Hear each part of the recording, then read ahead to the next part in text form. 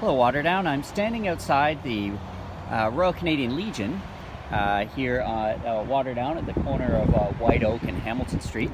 This is another one of the legacies of the First World War in Canada. Canadian Legions. Every little town and community and city has them dotted throughout the country.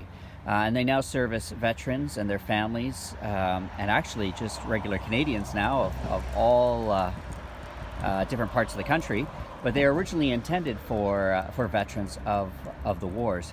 The first Canadian Legion was created in 1925. It merged all kinds of veterans associations.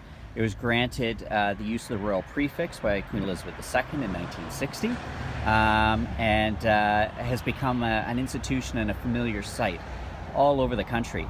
I just want to show you that over there at Goodness Me, that was the site of the original Royal Canadian Legion.